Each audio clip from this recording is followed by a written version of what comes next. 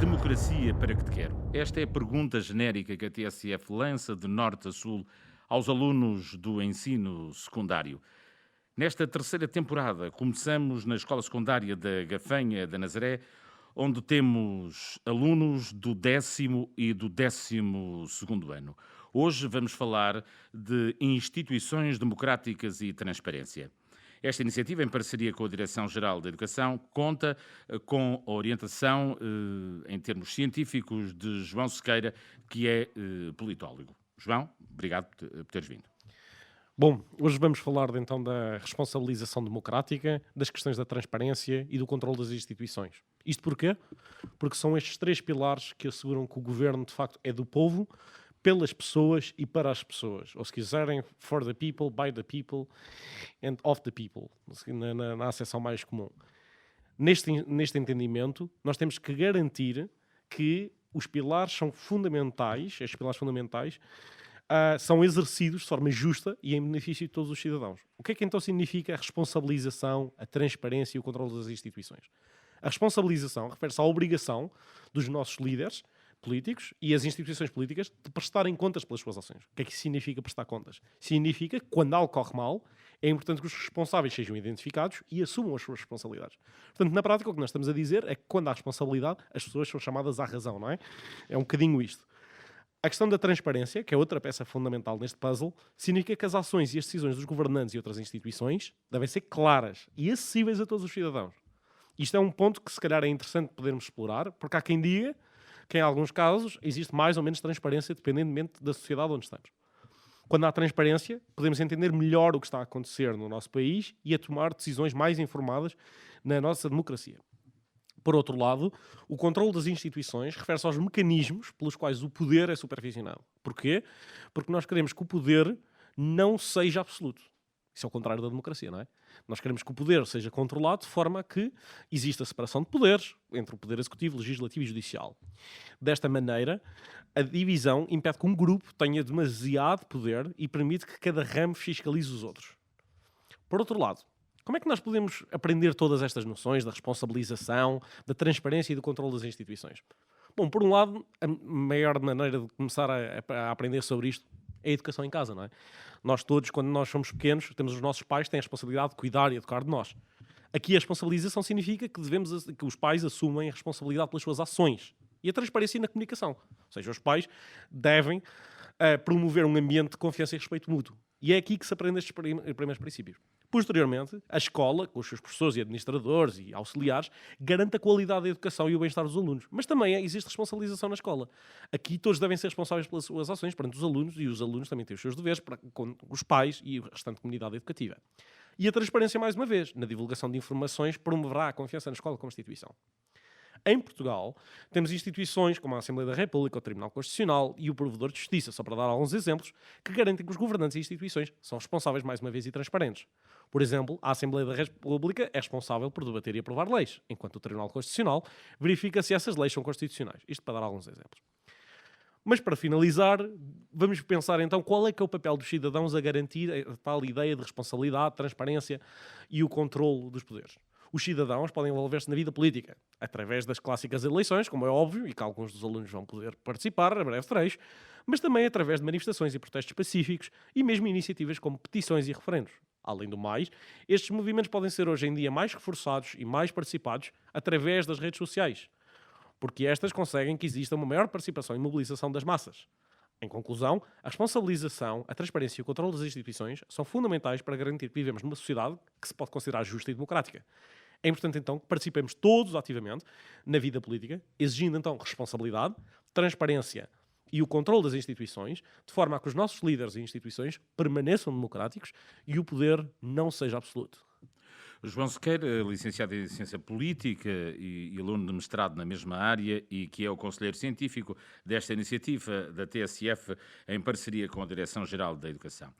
O nosso primeiro painel tem a Maria Dias, aluna do 12º B, a Amália Elvang, aluna do 10º I, e a Raquel Franco, aluna do 10º E. Como disse, estamos na Escola Secundária da Gafanha da Nazaré e partimos com este tema genérico, Instituições Democráticas e Transparências. Vou começar pela Maria Dias, aluna do 12º B da área de Ciência e Tecnologia e que nos traz como ponto de reflexão a escola e este quadro democrático. Obrigado. Eu acho que a escola é a instituição que está mais presente nos alunos, é aqui que passamos muito do nosso tempo e, como referiu há pouco, apesar de em casa aprendermos muitos valores, também é na escola que aprendemos. Aprendemos a ler, a escrever, mas também aprendemos quem somos, a interagir com os outros, como é que devemos interagir com os outros, a lidar com as nossas emoções, e isso é muito importante para nos tornarmos elementos bem integrados da sociedade em que vivemos. E a escola pública, em particular, também é muito importante porque permite a igualdade de acesso a todos, independentemente da religião, da cultura, do meio em que cresceu.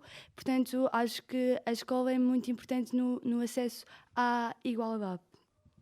Por outro lado, a escola também está inserida em muitos outros projetos que nos permitem participar ativamente e democraticamente na comunidade em que vivemos, como a Associação de Estudantes, o Parlamento de Jovens, a Assembleia Municipal, também a voz dos alunos que está presente no Conselho Geral da escola. O que é que achas mais relevante na tua educação, vou-lhe chamar assim para simplificar, a tua educação da vivência e democracia, a parte da família ou a parte da escola?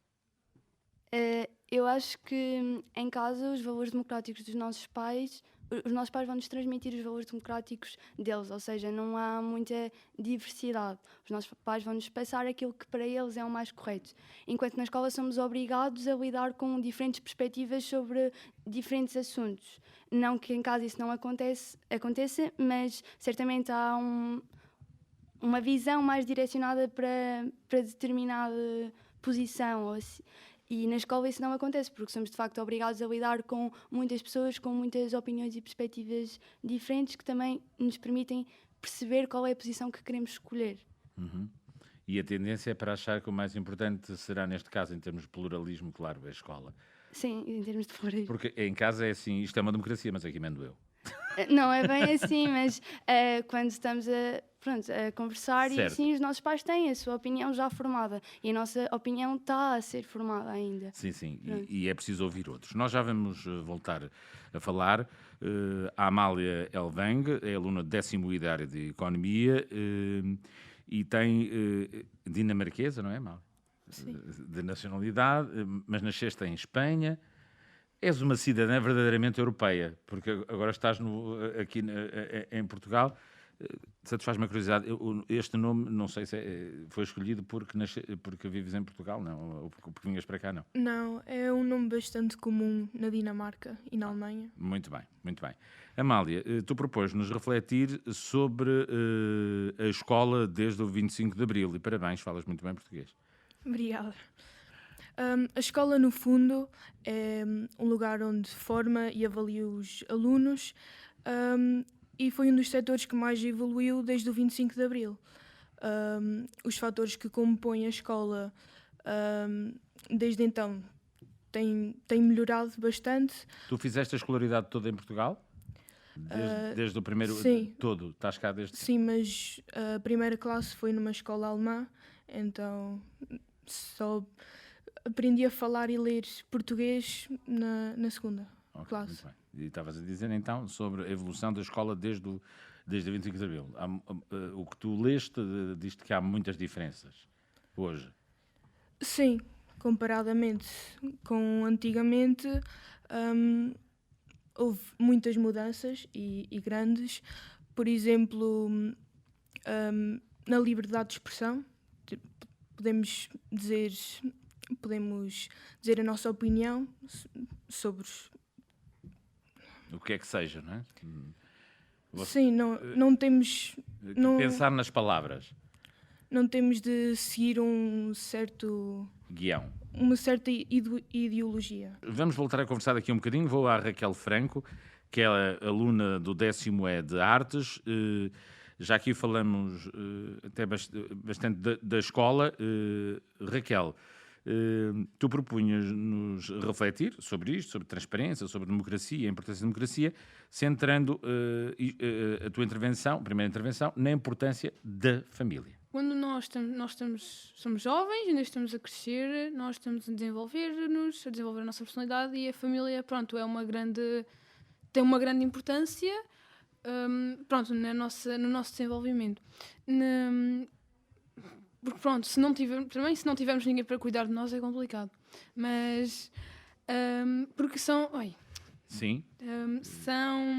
são os nossos pais que nos ensinam os valores que, na opinião deles, são principais e que nós temos que priorizar. Assim, pronto, cada um é diferente e pronto, os nossos pais vão-nos passar a educação que eles tiveram e as suas ideias. Exatamente.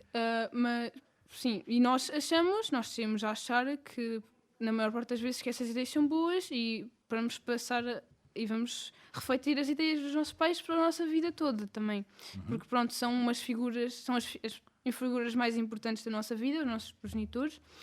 E só que às vezes nem sempre as ideias dos nossos pais, pronto, estão corretas, há casos, mas pronto, na maior parte das vezes eles só nos querem ensinar o melhor e querer que nós prosperemos na vida e sejamos membros ativos da sociedade. A Maria Dias, a tua colega do 12º B, dizia com certeza que é importante, mas na escola nós temos também aquela realidade que é de ter da confrontação de ter pessoas que pensam diferente de nós, ou seja, não há uma orientação clara só ou apenas num sentido, ou pelo menos há mais diversidade. Sim, é verdade. Essa é uma boa parte da escola também, que nós aprendemos, para além de nós termos a perspectiva de vida dos nossos pais, que eles nos ensinam, também temos de várias outras pessoas, dos nossos professores, dos nossos colegas, e podemos confrontar civilizadamente, claro, a nossa com a deles e debater opiniões e pronto, é um tema, descobrir como é que os outros vivem também, os seus E a valores. família é um início, não é? A família é um Sim. início. Tu há bocado dizes aí, é uma felicidade a um pai, como é o meu caso, que eu sou, estar aqui a ouvir que nós somos os heróis, mas depois nós vamos deixar de ser. Depois no fim já estavas a dizer, que há umas coisas aí que eles não pensam lá muito bem e tal. E depois vamos afastar-nos completamente e já não pensamos nada, já não sabemos nada. Depois não sei como é que vai acontecer no futuro, porque eu pelo menos ainda lá não cheguei a nenhum dos que aqui estão. Amália, do que tu leste, e sendo uma aluna, eu não sei, também portuguesa, também, se calhar, pelo menos na Costela, não é? Estás aqui há tantos anos, esta escola espantava-te do que tu procuraste e do que investigaste para este programa, de como era a escola antes do 25 de Abril, ou seria mais ou menos o esperado, não sabes? Bom, houve uma inovação nas infraestruturas que hoje em dia são ótimas de uma forma geral. Há fornecimento de manuais, ou seja, houve um investimento no sistema educativo. No entanto, acho que deve haver uma maior valorização dos professores. Estão um bocado... As reivindicações deles são justas, é? Eles estão esquecidos? Não. Os professores têm um papel fundamental para o futuro de qualquer país. Ao ajudar a desenvolver as capacidades dos alunos e na formação daquilo que serão eles como cidadãos no futuro.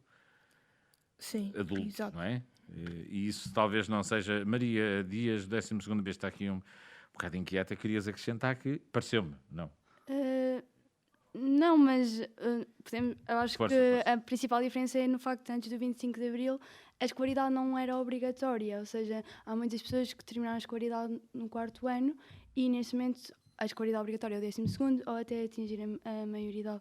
Isso é muito importante para os cidadãos que temos hoje em dia. Sim, e tu achas, e esta pergunta pode ser para as três, gostava de ouvir a vossa opinião, já que estamos a falar de obrigatoriedade, deverá ser obrigatório algo na democracia? Maria? Acho que nada deve ser obrigatório, mas nós, enquanto jovens, não tenho a certeza que muitos de nós já quisemos desistir da escola em algum momento. Portanto, se não fosse obrigatório, também nos estavam a cortar as raízes e as asas para podermos ser melhores e ir mais longe. Portanto, até aos 18 anos não temos, de facto, idade nem maturidade suficiente para tomar decisões pensadas, sim. Assim como não podemos votar, ainda não temos 18 anos, portanto, acho que nada deve ser obrigatório na democracia. No entanto, tudo tem as suas exceções e tudo tem que ser bem pensado. Amália, qual é a tua opinião sobre isto? Há coisas muito mais interessantes para fazer lá fora, não é? Assim, de repente, para quem está a começar a vida, há algo de impressionante que, pelo menos eu digo a título pessoal, que é chegarmos aqui à Escola da Gafanha de Nazaré e vermos tantas bicicletas, tanta gente que procura esta mobilidade. É impressionante. Nós até por momentos achamos que nem estamos cá, nem estamos em Portugal, porque geralmente as pessoas vêm de carro, vêm de outras coisas. Mas, Amália, para não dispersar muito, tens de ficar calma. Diz-me lá, por favor, sobre isto. Deverá a democracia obrigar? Assim, eu acho que a escola é um ponto de partida para todos os cidadãos se desenvolverem, porque promove, por exemplo, habilidades intelectuais, a participação ativa dos alunos, e ganhamos criatividade neste lugar. Uhum. A criatividade e a liberdade de pensar também tem que se fazer com fundamento. Raquel, qual é a tua opinião sobre isto? O facto de o ensino ser agora obrigatório até o 12º ano, ou até a maioridade, dependendo dos casos, está a fazer cidadãos melhores, na tua opinião, pessoas melhores, mais informadas, mais capazes? Eu acho que sim, eu acho que o ensino obrigatório é uma coisa boa. A regra em si de o ensino ser obrigatório é uma coisa boa, mas pronto, agora a escola, a maneira com que a escola ensina, pronto, é coisa, pronto, temos escolas temos várias escolas diferentes, pronto, e cada uma é diferente, cada uma tem a sua, pronto, maneira de ensinar e pronto. Mas eu acho essa regra uma forma de também, né, proteger-nos, porque há muitos alunos, pronto, jovens que pronto, são meio inconsequentes, inconscientes e querem logo deixar a escola porque isto ocupa o meu tempo, eu podia estar a fazer outras coisas. Mas isso é bom, a escola é boa porque é um dos pilares da nossa vida em que nós aprendemos a comunicar, aprendemos, pronto, descobrimos quem somos, que área queremos seguir, o que é que queremos fazer da vida. Eu acho isso bom, pronto, essa regra. Eu acho, pronto, que como a escola ensina-nos, pronto, desenvolve o nosso cérebro e ensina-nos a pensar. Exatamente. Não o que pensar, mas a pensar, os métodos de raciocínio. Sim. Como nos ensina a pensar, as pessoas que normalmente querem desistir da escola antes do tempo não tiveram lá, pronto, o tempo suficiente para aprender a pensar. Pronto, porque normalmente, sim, pronto, eu ouvi que normalmente as pessoas que deixam a escola ou começam a universidade e deixam no meio têm que ser bastante inteligentes e pensar muito para conseguir seguirem a vida sem a educação, porque agora é muito difícil arranjar um trabalho e sustentar sem aquela educação. É preciso, pronto, apresentar o caminho é mais longo. Exatamente. Não é? O caminho é mais difícil.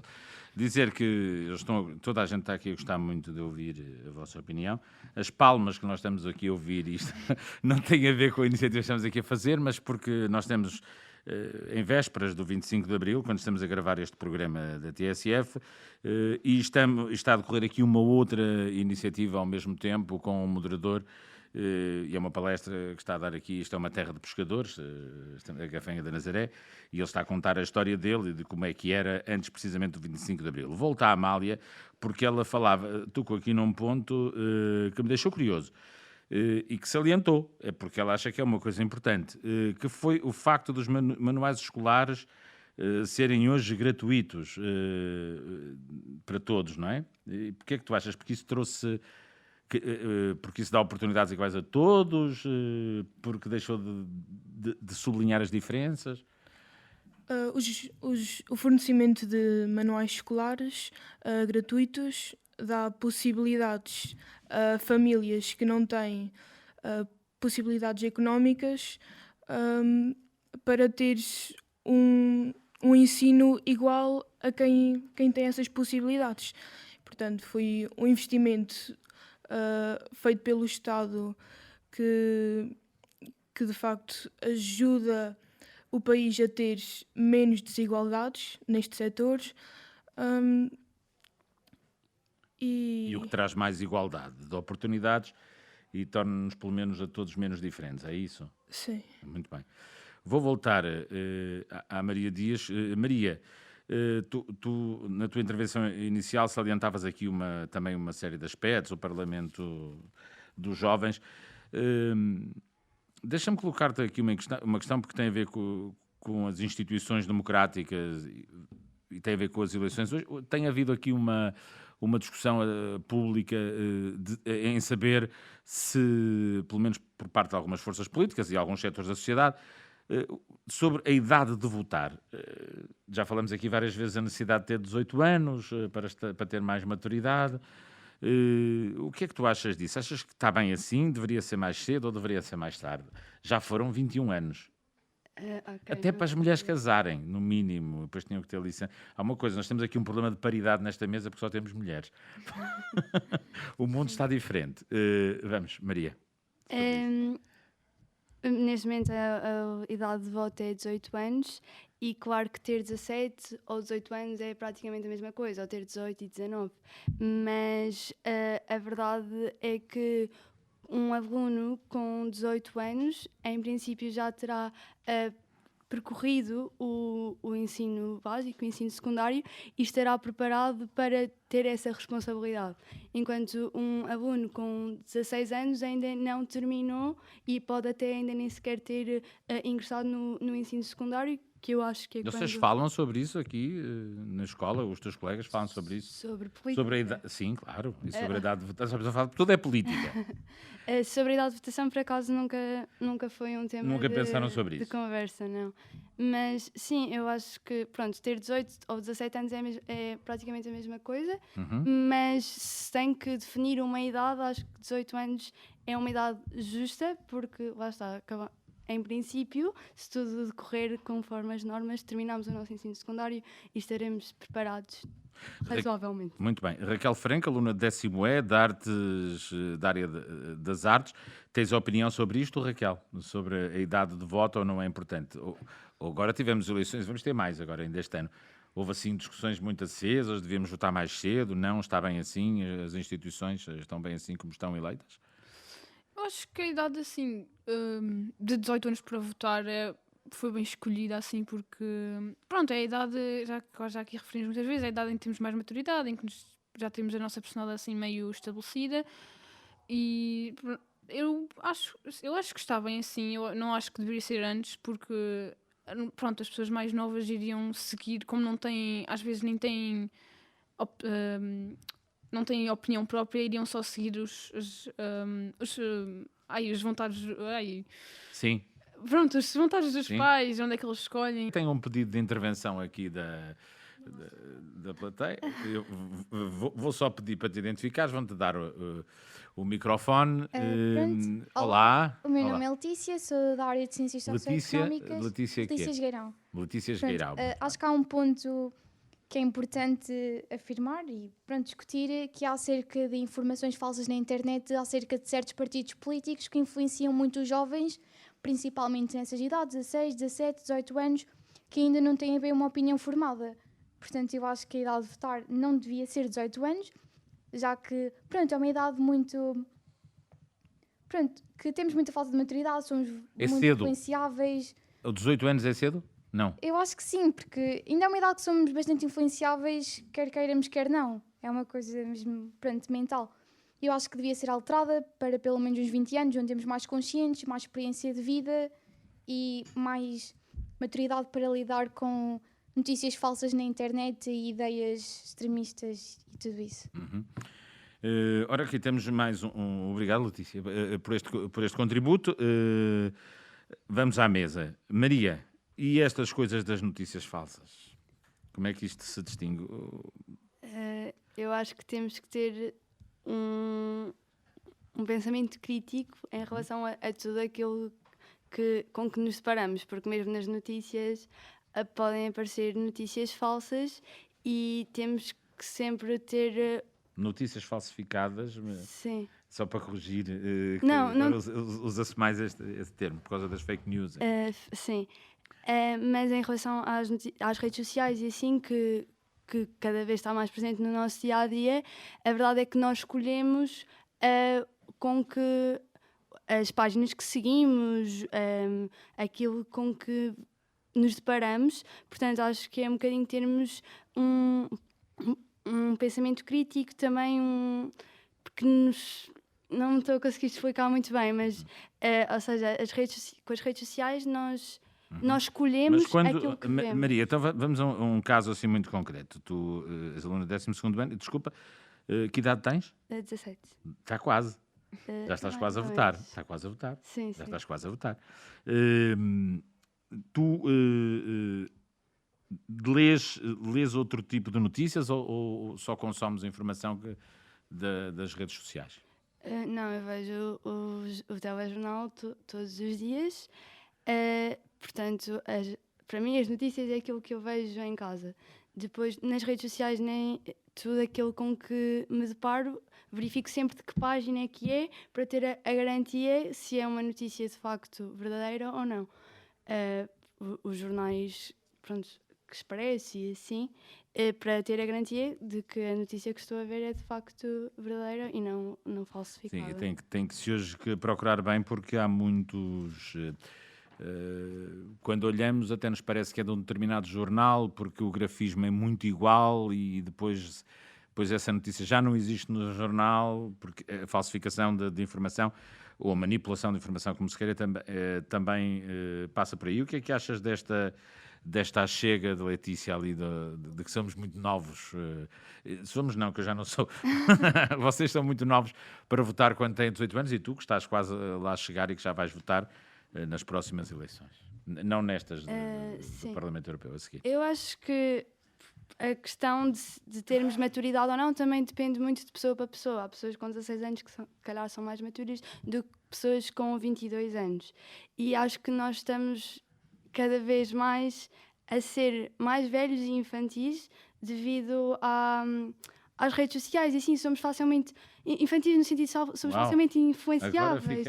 Bom. Somos facilmente Agora influenciáveis. fiquei aqui baralhado por momentos. Não, se calhar Mais velhos e mais infantis. Se calhar utilizei as palavras erradas. Não, a palavra está certa. É o conceito. A gente também tem que estar aqui e está a ouvir-te, não é? Eu estou a ouvir. Acho que Tenho que pensar sobre isso. facilmente influenciáveis e até muito pela quantidade de informação que nos cai à frente sempre. Somos capazes de ver um vídeo, uma publicação e ter uma opinião e a seguir uma pessoa que até gostamos diz outra coisa e ficamos baralhados.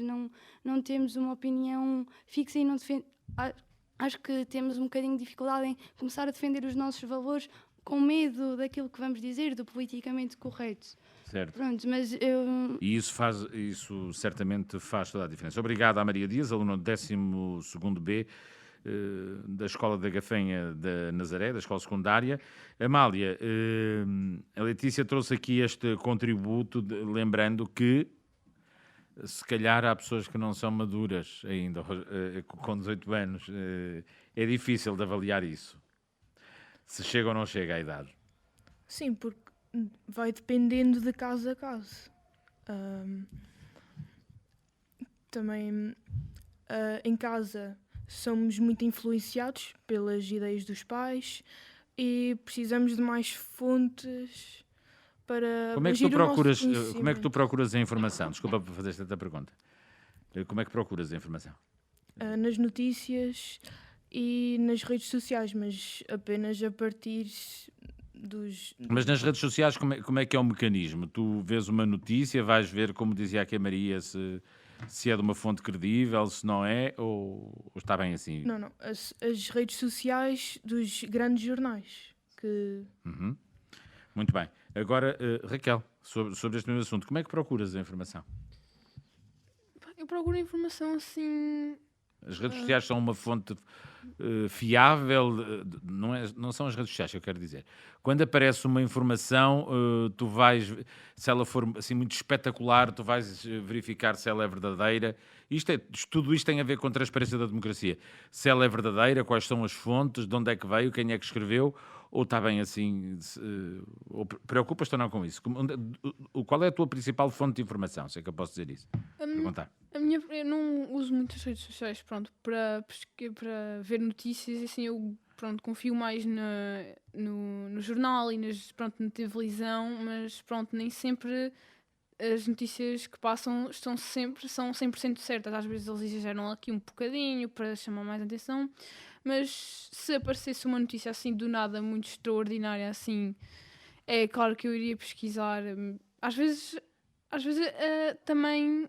Às vezes eu só aceito porque, pronto, também há muitas pessoas que nem sequer se dão ao trabalho de ir pesquisar, que só aceitam e é assim que se propagam essas notícias.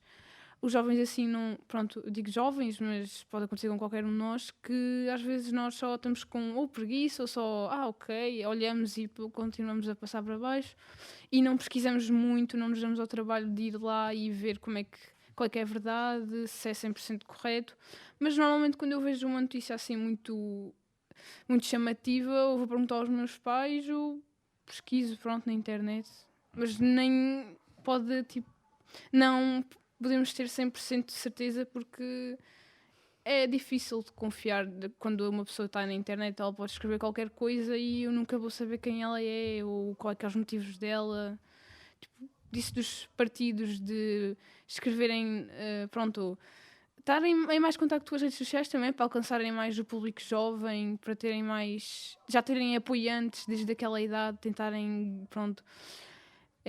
Às vezes os jovens não se dão ao trabalho de pesquisar. E tu achas que hoje os partidos, ou pelo menos alguns deles, ou se não todos, investem muito no futuro, começam já a semear para no futuro quando eles chegarem às eleições? Portanto, isto é um trabalho pensado com tempo, não é para amanhã. Eu acho que sim, seria uma cena, um movimento inteligente de já semear hoje. Semear essa ideia na cabeça dos jovens, mas às vezes também pronto, às vezes os jovens andam livres demais, pronto, na internet, entre aspas, às vezes os pais também não veem, ou os jovens não têm assim muito contacto com os pais e depois não comentam e depois ficam a acreditar.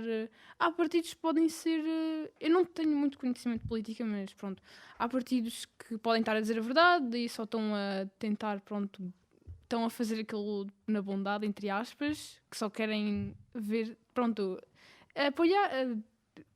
apoiar os direitos dos jovens, entre muitas aspas, e chamar-lhes a atenção, mas há alguns que estão a fazer isso mesmo a mentir e... Será que eu posso dizer, dizerem aquilo que eles querem ouvir?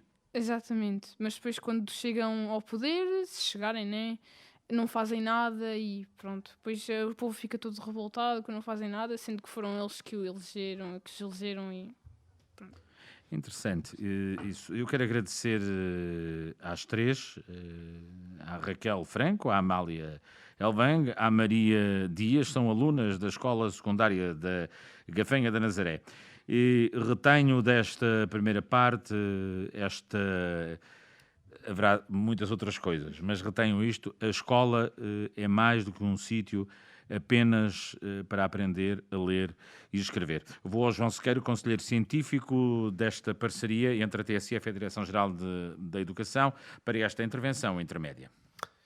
Em jeito de conclusão, eu gostaria de dizer uma coisa muito simples. Eu acho que é extraordinário como nós temos alunos que são menores de 18 anos, mas em alguns casos portam-se cada vez mais como adultos, mesmo não o sendo. O que é que isto quer dizer? A ideia de que algumas das alunas referiram de que nós somos às vezes adultos e somos infantis, que é uma coisa que algumas pessoas estão a lidar cada vez mais, ou seja, com a infantilização da sociedade, que é um problema de facto, e que nós temos que vencer isso através da escola ou através de outras formas de educação, é sem dúvida importante, porque aquilo que distingue, e foi basicamente aquilo que as alunas também quiseram dizer, aquilo que distingue as crianças ou os menores, se quisermos, dos adultos, tecnicamente, é o facto de eles saberem pensar por si próprios. É isso que distingue as diferentes pessoas, ou desejavelmente é isso, porque é isso que a democracia precisa, é que nós pensemos pela nossa própria cabeça. Porque, de facto, a ideia de não dizer o que se pensa na escola, mas ensinar a pensar, a tal ideia que estava a ser também referida pelas alunas, através das questões da criatividade, do pensamento crítico, da liberdade de pensar, é isso que torna a democracia viva. Ou seja, quando isso não acontece, e alguns são críticos disso, essa é a morte da democracia. Ou seja, a democracia pode morrer muito também pela escola. Pode sobreviver pela escola, mas pode morrer por ela.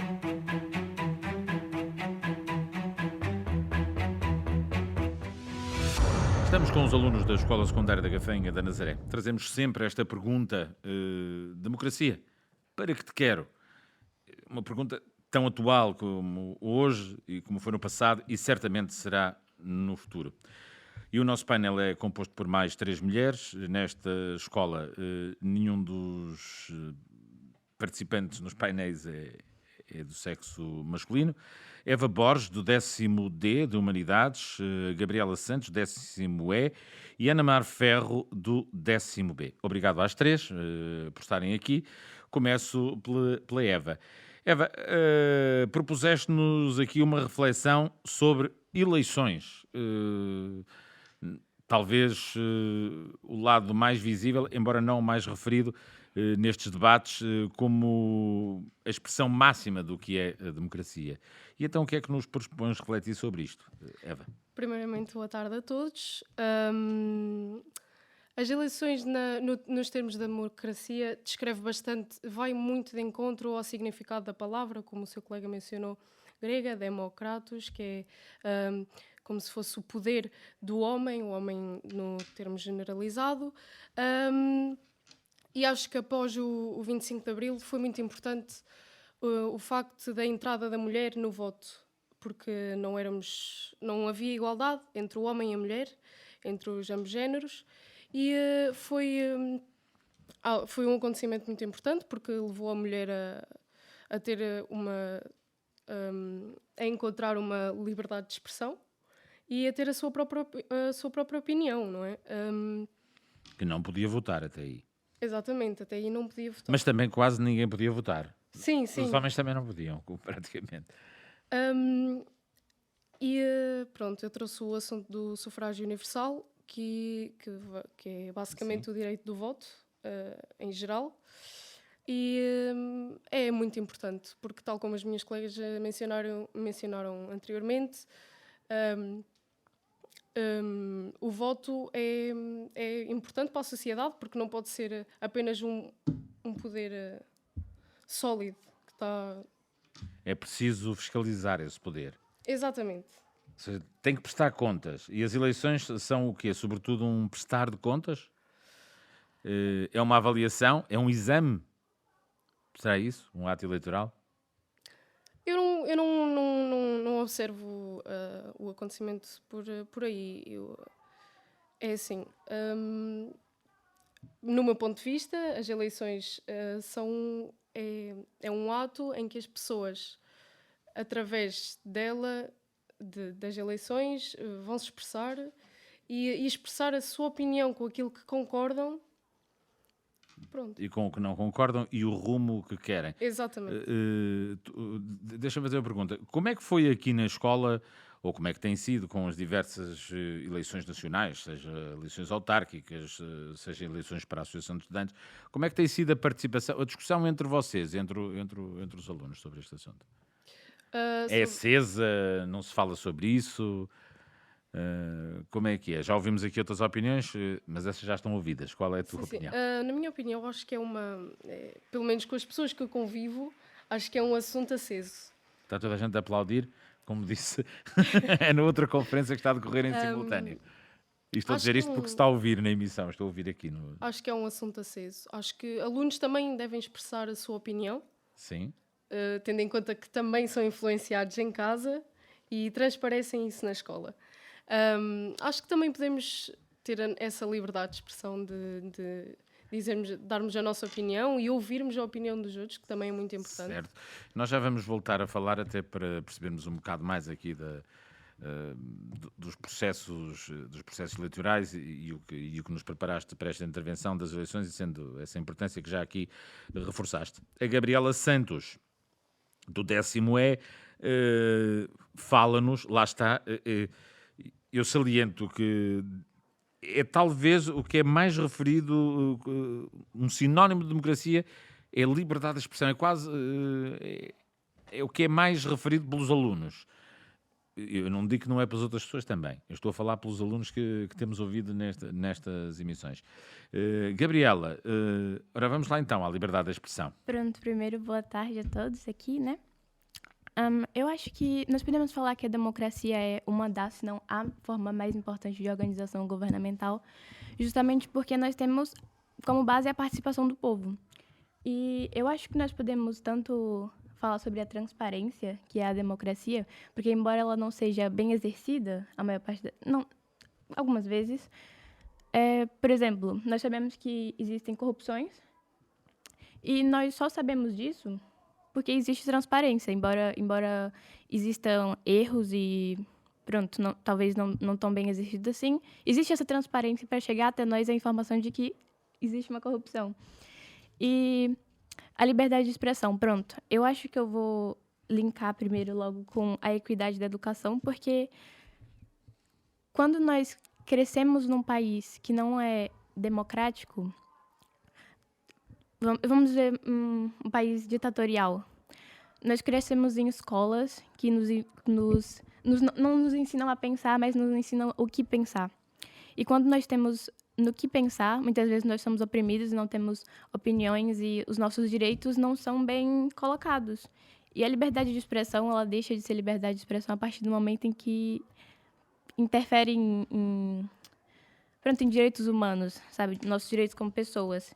E nós precisamos de equidade na educação porque todas as pessoas, sejam elas diferentes em religiões, em culturas, enfim, precisam ter competitividade econômica e competitividade como pessoas, como, sociedade. Garantir a sua subsistência também. Sim.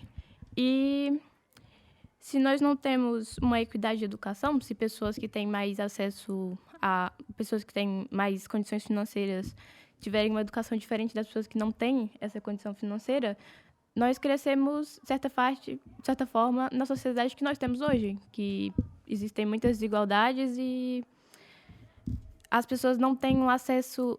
Eu acho que mais importante do que um acesso à educação em si, é um acesso à educação que eu falo em matérias básicas, como biologia ou qualquer coisa assim. Nós temos que ser pessoas que aprendem a pensar. Uhum. Gabriela, vou-te pedir para não te agarrares ao microfone, ok? Para não bateres no microfone, na mesa não terá. Estavas a referir, calculo que aches importante, não te quero ensinar a pensar, quero ouvir o que pensas, registrei bem isso. Esta ideia que aqui já foi referida por uma colega tua, designadamente, que a distribuição gratuita dos manuais escolares, por causa desse problema. Calculo que achas isso uma medida importante. Acho porque eu vou dar um exemplo. Eu sou brasileira. Não tínhamos percebido. Mas pronto, eu sou brasileira. E no Brasil nós não temos uma educação pública de qualidade. E embora eu tenha crescido, meus pais sempre se esforçaram muito para eu estudar em escolas particulares, eu convivi com pessoas que estudaram em escolas públicas. E essas pessoas, a maior parte das vezes, pode-se dizer que é uma escola, às vezes, só para comer. Então, dá para ver aqui, por exemplo, a diferença para Portugal, um lugar onde nós temos uma escola pública que, de certa forma, dá uma equidade para as pessoas, que, de certa forma, se nós pegarmos uma pessoa que cresceu numa escola pública no Brasil, talvez essa pessoa não tenha uma competitividade necessária. Que bom é que é a gente estarmos ouvirmos também isto. Temos que ouvir também o que se pensa de fora, é interessante, mas outras vezes quando nós não nos distanciamos o suficiente para ouvir as outras as outras realidades. Se calhar nunca foi tão fácil comunicar, mas foi tão difícil saber o que pensam os outros. Pronto, já dei a minha palestra. Vamos a Ana Mar Ferro, que é aluna do 10º D. Se quiseres acrescentar, Ana Mar, alguma coisa sobre o que ouviste até agora, mas propuseste-nos falar também de um tema aqui que já foi abordado, que é a família. Olá, boa tarde a todos.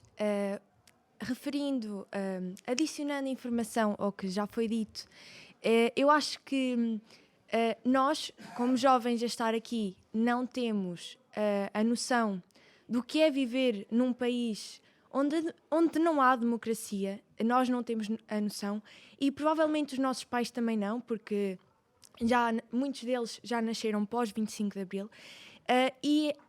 Eu falo por mim, que eu tenho os meus avós, é muito complexo ouvir essa diferença de realidades do que é o pós-25 de Abril e o pré-25 de Abril. Todo o período em que, por exemplo, o meu avô e a minha avó viveram, em que a educação não era disponível a todos, era um método, era um estilo de vida muito complicado e as pessoas estavam limitadas. Pobreza, estamos a falar de pobreza. Sim. E as pessoas estavam limitadas a viver até ao que podiam, porque depois da 4ª classe, que já tinha sido o estudo, era obrigatório até à 4ª classe, depois só quem tinha possibilidades monetárias é que prosseguia. E famílias mais importantes. Depois eram obrigados a trabalhar.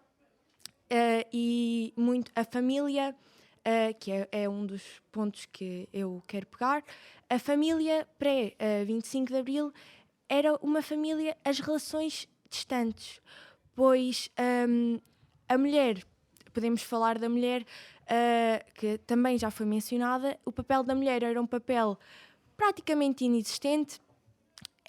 A mulher era uma submissa, apresentava papéis de submissão, não podia trabalhar sem o consentimento do marido. O marido tinha todo o poder sobre a casa. A mulher era simplesmente uma submissa. Não podia votar, como também já foi mencionado. Era completamente diferente do que é nos dias de hoje. Eu acho que um dos pontos importantes de nós percebermos hoje em dia é termos noção do que é viver sem liberdade e sem democracia, porque eu acho que esse nós não valorizamos tanto como muitas vezes devemos valorizar o papel da democracia na nossa sociedade, porque lá está, não sabemos o que é viver sem ela. É aquela expressão de nós só damos valor às coisas quando as perdemos. E nós, ainda bem, ainda não perdemos a democracia e esperemos que isso nunca aconteça, porque é realmente um regime que só depende do povo e nos dá a liberdade de tomar rédeas ao nosso futuro e ao nosso país, acima de tudo, eu acho. Ana Mar, deixa-me aproveitar o testemunho que estavas aqui a trazer. Quando os teus avós te contam algo, sim, porque os teus pais, uma grande parte da população, já crescemos todos com liberdade, como é que tu ouves isso? Como uma história distante?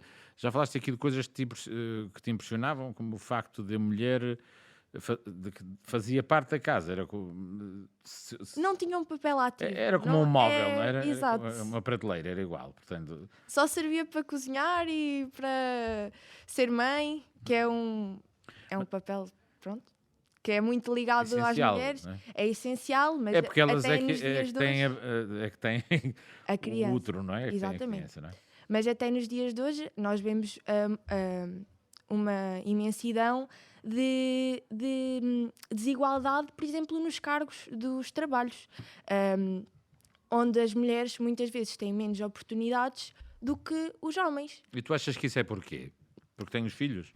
Primeiro, a licença de maternidade das mães é curtíssima. E depois, eu acho que cada vez há mais, e eu acho que isso é muito importante, mas acho que ainda devia ser mais importante, que é o quê? Por exemplo, as mulheres nós vemos a taxa de natalidade cada vez a diminuir mais.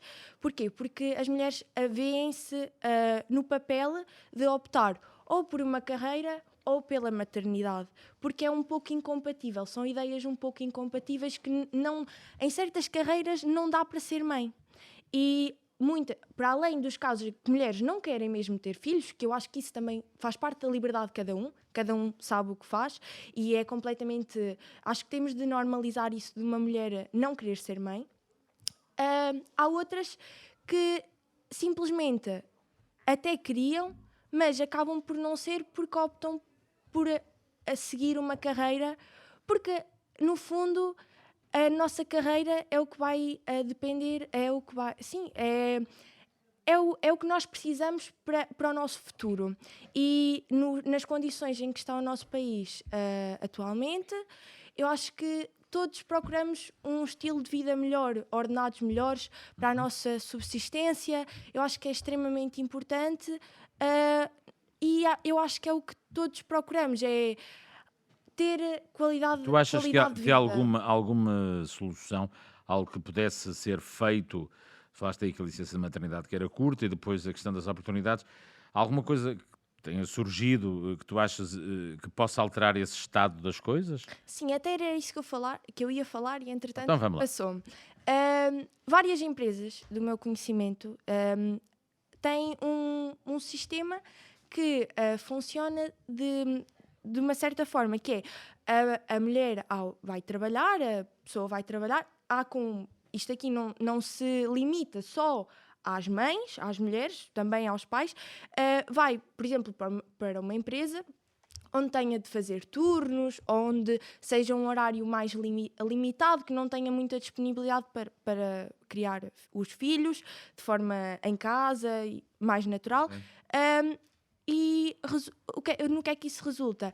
A criação de infantários dentro das empresas, onde é possível... Era algo que algumas empresas, não muitas, tinham antes do 25 de Abril. Exatamente. As grandes, as muito grandes, ainda há algumas que têm, muito poucas que herdaram isso. Portanto, achas que a empresa deve ser também mais participativa na criação dessas condições para as pessoas poderem ter uma família? Sim, eu acho que nós para poder, eu falo enquanto mulher, eu acho que nós para podermos não escolher, mas não ter de optar por ou a maternidade ou a carreira, eu acho que têm de ser criadas condições para isso. Eu acho que eu acredito que nos têm de ser que nos têm de ser dadas condições e que não tem de ser uma escolha.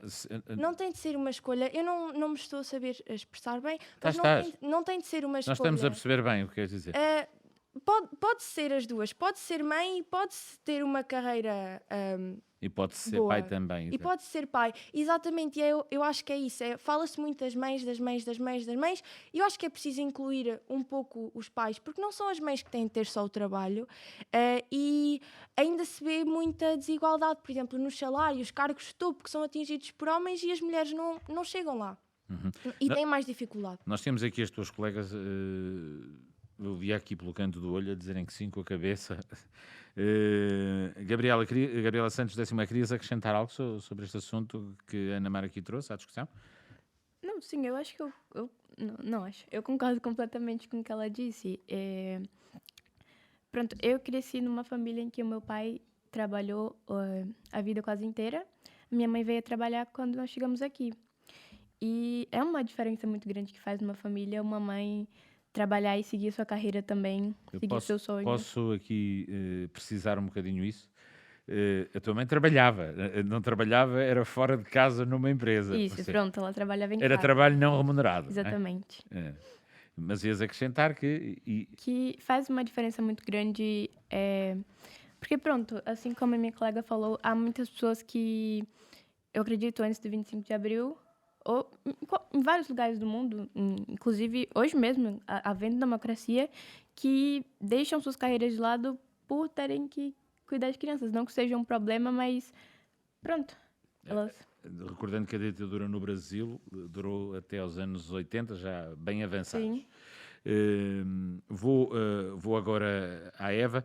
Eva, hoje a democracia, mesmo das mulheres, começa a ser um bocadinho mais, como dizem as tuas colegas, do que apenas esse direito de votar, que foi um grito de...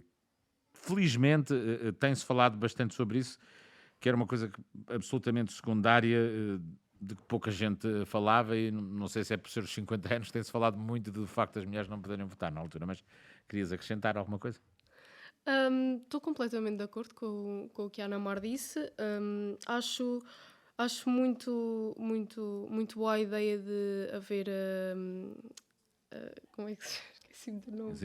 Infantários dentro de empresas, porque não são todas as mães que são casadas e não são todas as mães que escolhem ser mães. Então acho importante haver esse cuidado das pessoas que gerem a empresa para com os trabalhadores.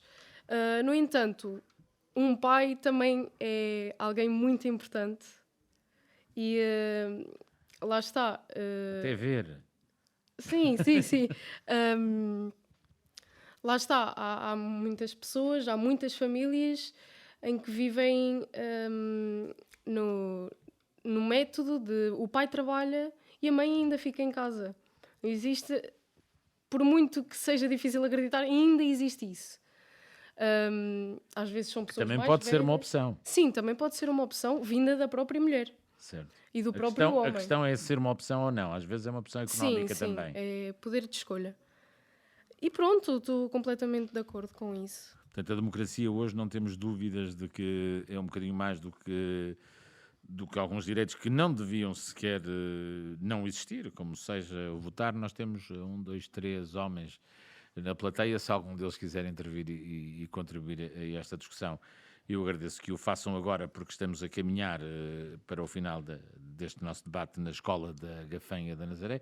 Quem é que estava a pedir o microfone? Vou-te pedir só que te identifiques, o teu nome. Prazer, meu nome é Leonardo, sou do Brasil, tenho 17 anos. Já tínhamos reparado. Leonardo o quê, desculpa? Petruccelli. Petruccelli, é de origem italiana, é isso? Meu pai, sim. Muito bem. E eu quero comentar sobre... Estava falando sobre as mães e família, e eu queria dizer que a mãe tem um papel muito importante, porque se não houvesse mulheres, a gente não estaria aqui. Então, elas são muito fortes. E também tem que haver pai. Quando eu estava a andar ao bocado a piada de dizer até ver, tem que haver, não é? Porque senão não é possível. Mas infelizmente tem muitas pessoas que cresceram sem pai, e a mãe conseguiu fazer o papel de educar, cuidar e, né, fazer grandes homens no futuro, ou mulheres. Uhum. E eu queria perguntar para elas o que elas sentem, porque infelizmente na área de trabalho as mulheres recebem 20% a menos do que o homem na maioria dos empregos dos cargos mais altos, e eu queria saber como vocês se sentem como mulheres passando por essa situação. Quem é que quer começar? Vamos começar, Eva? Pode ser. É assim, não tenho muito por onde me expressar, porque eu não escolhi ser mulher, nasci mulher e estou... feliz com isso. Sim, sou completamente feliz com isso, mas estou disposta a ter as consequências. Infelizmente ainda temos muitas situações em que as mulheres não são propriamente valorizadas nos trabalhos, em salários e em cargos de topo. Eu acho importante que as mulheres possam ter a oportunidade de ter os mesmos salários que os homens, conseguir alcançar cargos de topo, e não implementar tanto a situação do género. Porque muitas das vezes encontramos mulheres que trabalham melhor do que homens. Então, e que têm melhores maneiras de estar, não desvalorizando o homem, claro, nunca deixe de parte essa nota. Eva, mas, não querendo estar aqui a complicar. O que estás a dizer é que aqui o género nem devia de ser importante. O que interessa é a competência da pessoa. Na questão do trabalho, exatamente. Sim, é disso que estamos a falar, na questão do trabalho. Exatamente. Muito bem. Acho que se deviam importar mais com essa situação. Mais em avaliar o desempenho e menos o resto. Ana Mar Ferro, queres acrescentar algo, por favor? Sim, eu concordo com a Eva, mas eu acredito que nós temos, pronto, os chefes, têm de se focar muito mais e acredito que cada vez o mundo vai ser melhor neste aspecto e tenho fé nisso. Porque nós temos de nos focar nas competências a nível do trabalho e não no género, porque é como distinguir por raças, por culturas, por religiões. Isso não é o que importa realmente no mundo do trabalho. Nós temos, por exemplo, Não só no do trabalho. só no do trabalho. Sim, mas não como deveria estamos a falar do trabalho, temos, por exemplo, o caso da profissão professor. Acho que não, acho e sei que não é uma profissão guiada por géneros, tanto que os professores são somente números. É feita uma.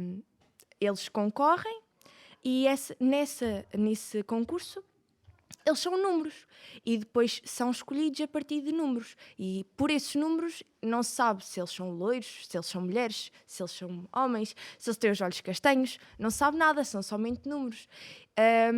E depois sim, avaliam-se as competências dos professores e depois ficam na escola ou continuam a concorrer.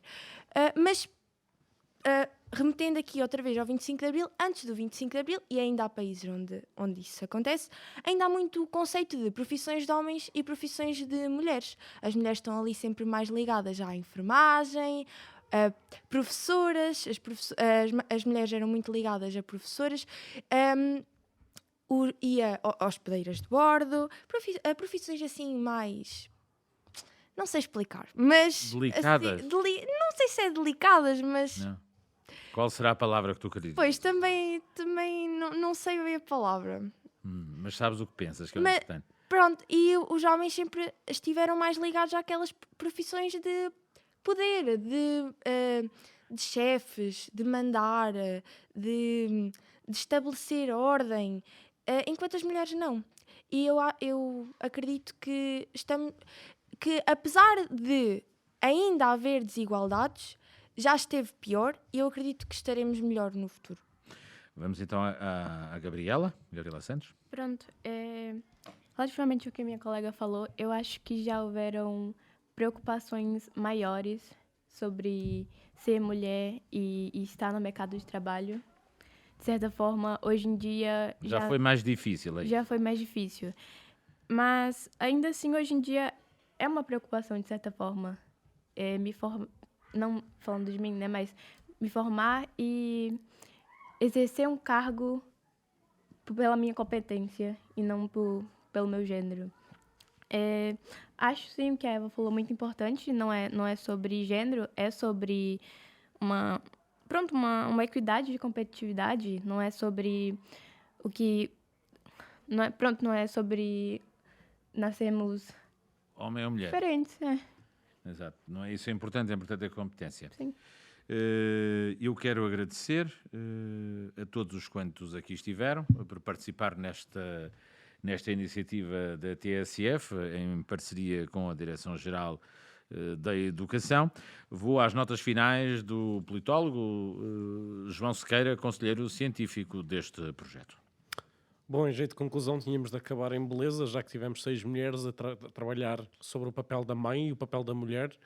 E aqui eu destacaria um aspecto super interessante que os alunos referiram, ou as alunas neste caso, ao longo destas duas partes, que é a democracia é um processo e muitas vezes nós vamos a caminho dela. Mas as alunas destacaram um aspecto interessante também, que é como é que ela se perde. E muitas vezes não é tão discutido, porque pensa-se que é mais simples, porque ela se perde mais rápido. E não é tanto assim. Ou seja, as alunas destacaram questões como a falta de memória e como é que a falta de memória, ou aliás, a presença dela, pode fazer a diferença na preservação deste regime. Ou seja, se nós tivermos memória e conservarmos através das histórias que os nossos avós nos contaram, como as alunas nos referiram, nós podemos ter mais noção da complexidade e das relações que existiam antigamente e de quais é que são atualmente, para perceber qual é o futuro que nós queremos. porque de facto aquele povo que esquece a sua história está condenado, não é? Portanto, é isso. João Sequeira, conselheiro científico deste projeto Democracia para que te quer.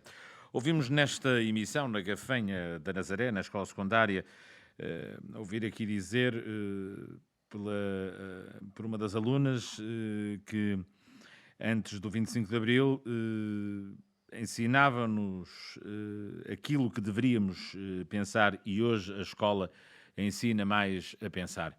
E nós aqui, pela nossa parte neste projeto, mais do que tudo, queremos ouvir o que se pensa nas escolas de norte a sul com os alunos do ensino secundário. Obrigado pela sua atenção e até breve num outro local.